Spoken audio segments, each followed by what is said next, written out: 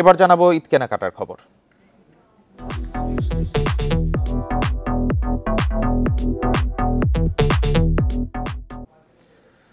শেষ মুহূর্তের কেনাকাটায় জমজমাট হয়ে উঠেছে রাজশাহীর সিল্ক বাজার।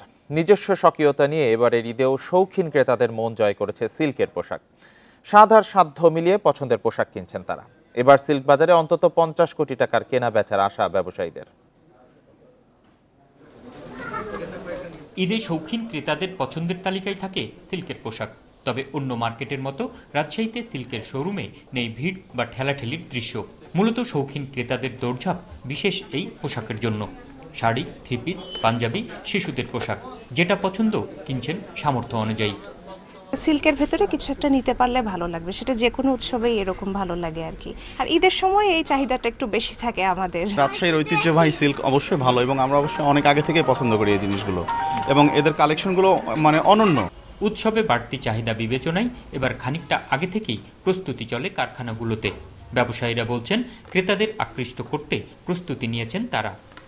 মসলিন, তারপরে সফট সিল্ক আছে, আর এর পাশাপাশি আমরা নিয়ে আসছি গাদোয়াল, তারপরে সিল্কেরই এইগুলো মানে সবগুলো ফ্যাব্রিক সিল্ক, কিন্তু নাম এক একটা আছে। কাতান আছে, জয়শ্রী সিল্ক আছে, তসর সিল্ক আছে। ব্যাপক পরিসরে পাঞ্জাবি এবং থ্রি পিস, মেয়েদের থ্রি পিসের উপরে, মসলিনের উপরে বিভিন্ন কাজের নতুন ভ্যারিয়েশন আনার চেষ্টা করেছি, কালার কম্বিনেশন, প্রাইস রেঞ্জ, ডিজাইনের নতুনত্ব সবকিছু মিলে একটা মোটামুটি বেশ ভালো সাড়া আমরা পেয়েছি।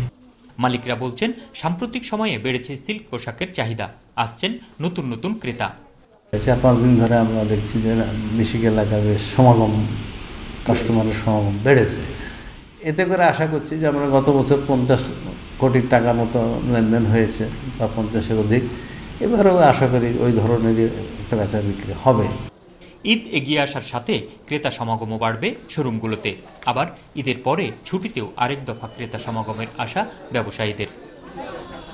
Ahsan Habib, Apu, independent news, Rajshahi. জীবনের ছোট ছোট মুহূর্তগুলোকে আরো স্পেশাল করে তোলার জন্য আছে বাংলা লিংকের অরেঞ্জ ক্লাব।